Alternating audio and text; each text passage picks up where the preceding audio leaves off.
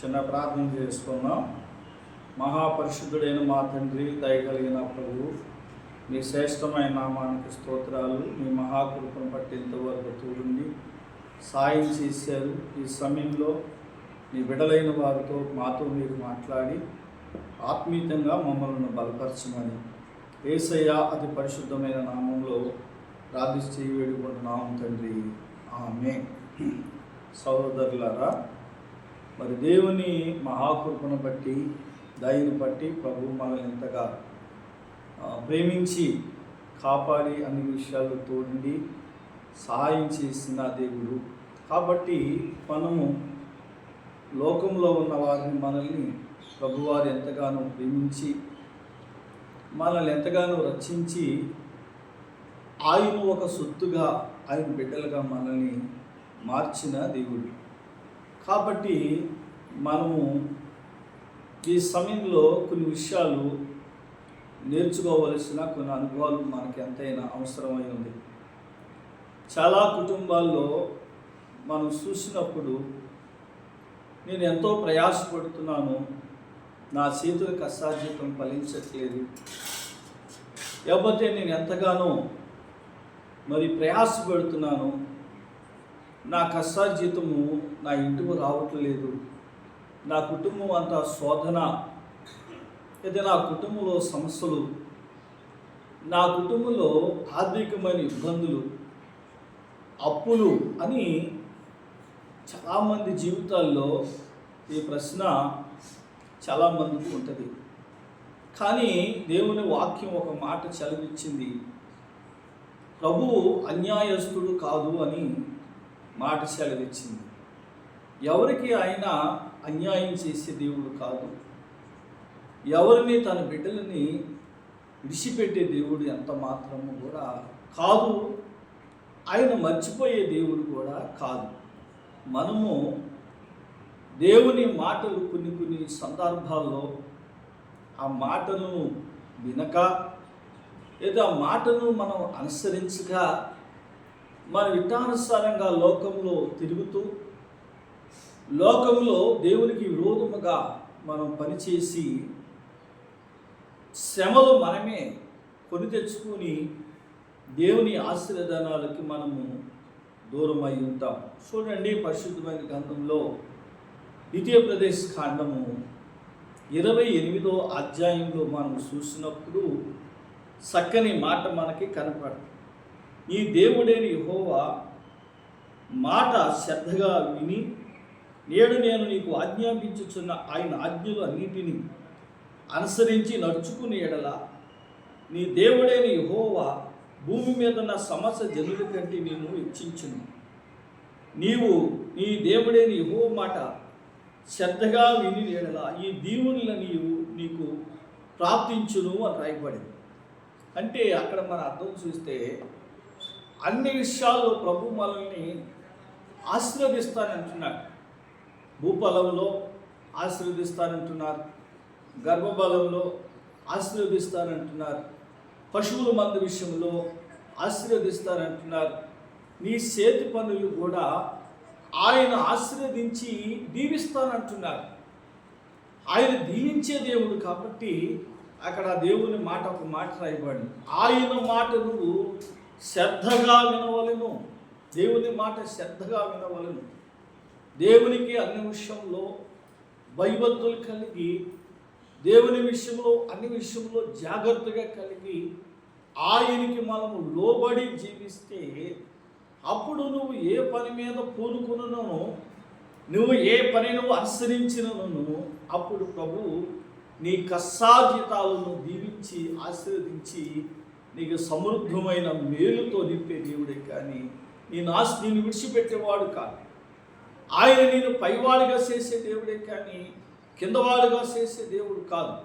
ఆయన నేను తలగా చేసే దేవుడే కానీ త్వాగ్గా చేసే దేవుడు మాత్రం కాదు. ఎందుకంటే ఈ కష్టాలు, ఈ శ్రమలు ఎందుకు వస్తున్నాయి అంటే కేవలం మనము దేవుని మాట వినకపోవటం వలన ఈ కష్టాలు మనకి మరి వస్తూ ఉంటాయి. పరిశుద్ధ గ్రంథంలో మనం చూసినప్పుడు, ఋతు గ్రంథంలో చూసినప్పుడు, ఆ ఋతు మొయాబి దేశంలో ఉన్నప్పుడు వారు తన భర్తను పోగొట్టుకుంది. చాలా కష్టాలు, శ్రమలు అనుభవించాయి. కానీ నయోమి తిరిగి తన దేశానికి వెళ్ళినప్పుడు వారిద్దరు కోడళ్ళను పిలిచి, అమ్మా, ఇంకా నేను ఏమీ చేయలేను, భర్తను పోగొట్టుకున్నాను, ఇద్దరు బిడ్డలను పోగొట్టుకున్నాను, కాబట్టి మీ దేశానికి మీరు వెళ్ళి మీ తల్లిదండ్రుల దగ్గరికి వెళ్ళి క్షేమంగా బ్రతకండి అంటే రుతి అంది, నీ దేవుడే నా దేవుడు, నీ జనాంగమే నా జనాంగం, నువ్వు వెళ్ళిన చోటకే నేను వస్తా, నువ్వు మృతి చెందిన చోటనే నేను మృతి చెందుతా, మరణం తప్ప నిన్ను నన్ను ఎవరు కూడా విడదీయలేరని గట్టిగా విశ్వాసంతో ఆ రుతి ఏం చేసిందంటే మరలా మొయాబీ యొక్క ఆ అనుభవాన్ని చూడకాకుండా, తన జనులను చూడకాకుండా, కష్టమైనా సరే శ్రమ అయినా సరే సహించి అత్తను వెంబడించి ఆమె ఒక బెత్లెహేము దేశానికి రావటం వలన దేవుడు ఒక మంచి కృప అనుగ్రహించాడు.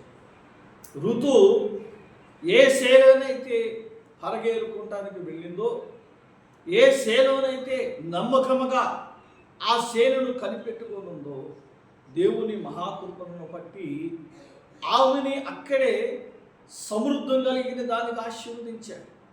ఏ సేలోనైతే పరగేరుకుందో ఆ సేనని స్వాక్షముగా దేవుడు తన చేతికి అప్పగించాడు. కారణం ఏంటంటే నమ్మకమును బట్టి, విశ్వాసములను బట్టి దేవుడు తన బిడ్డలను ఆశీర్వదిస్తారు.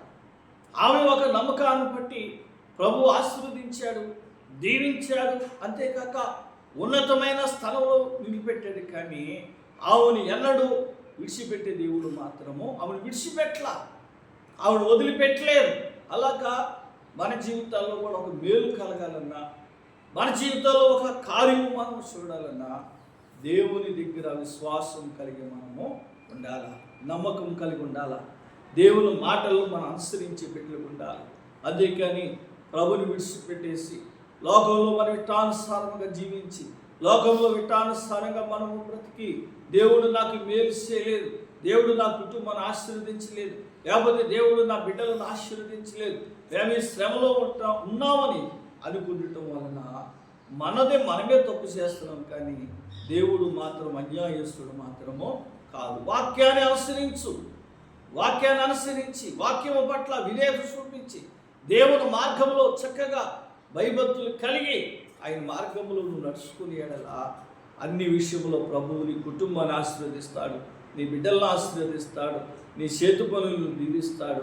అంతేకాక నీ అవసరాలు తీరుస్తారు. చక్కగా అన్ని విషయాలు నీకు మేలు కలిగినట్లుగా ప్రభువారు సహాయం చేస్తారు. కానీ తన బిడ్డలు వెన్నడూ విడిచిపెట్టే దేవుడు మాత్రమో కాదని మీకు స్పష్టంగా నేను తెలియపరుస్తున్నాను. వాక్యాన్ని మనం ఆధారం చేసుకొని దేవుని వైపు చక్కగా భయభక్తులు కలిగి, క్రమం కలిగి మనము దేవుని వైపు మనం చూసుకునే ఎడలా ఏ విషయంలో అయినా సరే నీకు కొంచెము కూడా కొదువు లేకుండా సమృద్ధమైన కృప అనుగ్రహించి పెడతారు. ఒక రోజున యేసు ప్రభు వారు ఆయన వెనుకో పట్టణానికి వెళుతున్నప్పుడు త్రోవ పక్కన గుడ్డివాడు ఉన్నాడు. ఆ త్రోవ పక్కన గుడ్డివాడు విశ్వాసముతో దావీదు కుమారుడా నన్ను కరుణించు, దావీదు కుమారుడా నన్ను కనికరించు అని కేకలు వేయటం ప్రారంభించాడు. త్రోవ పక్కన వెళుతున్న వారందరూ కూడా ఊరుకోమన్నారు. కానీ ఆయన ఊరుకోలేదు, మరీ విగ్రహముగా కేకలు వేయటము ప్రారంభించాడు.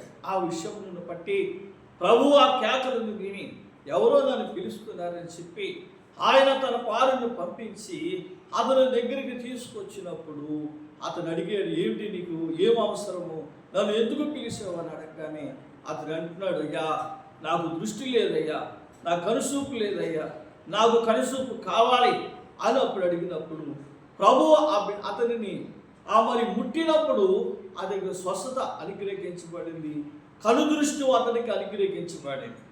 ఎందుకంటే అక్కడ మనం చూసినప్పుడు విశ్వాసంతో దేవుని పిలిచాడు, పట్టుదలతో దేవుని పిలిచాడు. దేవా ఈ సమయంలో నన్ను ఆశీర్వదించు నాయనా, తండ్రి ఈ కార్యం నా పట్ల జరిగించని విశ్వాసంతో అతన్ని పట్టు విడవ కాకుండా కేక వేయటం వలన అతని జీవితంలో ఒక మేలు పొందుకున్నాడు. అంతేకాని అతడు కూడా ప్రజలు ఊరుకోమన్నారని అతడు కూడా మౌనమై ఉండటమైతే తన జీవితం అంతా కూడా మౌనమై ఉండిపోవను. కాబట్టి మన జీవితంలో కూడా ఒక మేలు కలగాలన్నప్పుడు దేవుని దగ్గర ప్రార్థన చేయాలి, విశ్వాసంతో ప్రభువును అడగాలి, పట్టుదలతో మనము దేవుణ్ణి బలంగా పట్టుకొని ఈ కార్యం నా జీవితంలో ప్రభు చేయాలని విశ్వాసం ఉంచి నువ్వు దేవుణ్ణి అడిగినప్పుడు తప్పనిసరిగా ఆయన నీ అవసరాలు తీర్చగలిగిన దేవుడై ఉంటాడు, మేలు చేస్తాడు. నీ ప్రార్థనలను బట్టి, నీ విశ్వాసములను బట్టి, నీ ఆత్మీయ స్థితిని బట్టి దేవుని దగ్గర నువ్వు ఎంత బలముగా ఆయన వెతికి ఆయన వెంబడిస్తావో ఆ విషయములను బట్టి నీ జీవితంలో ఒక మేలు చేసి నూతనమైన కార్యములతో ప్రభు నింపే దేవుడే. కానీ తన బిడ్డలను వెన్నడు విడిచిపెట్టేవాడు కాదు, మర్చిపోయే దేవుడు కాదు, వదిలిపెట్టే దేవుడు కాదు. కాబట్టి శ్రద్ధగా దేవుని మాటలు మనము వినేవారమై ఉండాలి, శ్రద్ధగా దేవుని మాటలు వినేవారమై ఉండాలి, శ్రద్ధగా దేవుని వెంబడించే వారమై ఉండాలి, శ్రద్ధగా దేవుని వైపు మనం చూసిన వారమై ఉంటే అప్పుడు నీ కుటుంబంలో ఏది కూడా కొదువు లేకుండా సమృద్ధముతో నింపి ఆశీర్వాదాలతో నింపి నీ అవసరాలు తీర్చి నీ పట్ల కార్యం చేయగలిగిన ప్రభువై ఉన్నారని ఈ వాక్యం ద్వారా ప్రభు మనతో మాట్లాడారు. అందుకే కదండి వాక్యంలో ప్రభు మాట్లాడారు కదా, ఆయన దగ్గర మనము భయభక్తులు కలిగి మనము జీవించి దేవుని కొరకు మనము ఎదురు చూసేవారు ఉంటే అన్ని అవసరాలు తీర్చగలిగిన ప్రభు అయి ఉన్నారని ప్రభు పేట మీకు తెలియపరుస్తుంది. చిన్న మాటలు ప్రభు దీవించి ఆశీర్వదించిన గాక. చిన్న ప్రార్థన చేద్దాం. కృప కలిగిన తండ్రి, దయగలనైనా పరిశుద్ధుడైన ప్రభువ, సర్వాధికారి అయిన మా తండ్రి నీకు వందనాలు. ఈ సమయంలో ప్రభువ నీ బిడ్డలైన వారిని జ్ఞాపకం చేసుకొని ఎవరి కష్టాల్లో ఉన్నారు, ఎవరి బాధల్లో ఉన్నారు, మా తండ్రి ఎవరి అవసరాల్లో ఉన్నారు, ప్రతి అవసరము తీర్చినట్లుగా, ప్రతి ఒక్కరికి మేలు కలుగునట్లుగా, ప్రతి అవసరము నాయనని బిడ్డల పట్ల కార్యములు జరిగినట్లుగా కృప చూపించండి దేవా. నాయన ఎవరైతే శ్రద్ధగా నీ మాట వింటారో వారిని ఆశీర్వదిస్తానని నీ వాక్యం చదివించిన ప్రకారంగా నీ బిడ్డలైన వారు ఆశ కలిగి నీ వైపు చూసినప్పుడు వారిని, వారి కుటుంబాల, వారి బిడ్డలను దీవించి మేలు కలిగినట్లుగా సమృద్ధమైన కృపతో నింపి నీ దీవెన ఆశీర్వాదాలు దయచేయమని యేసయ్య నామములో ప్రార్థిస్తున్నామా పరమ తండ్రి. ఆమేన్.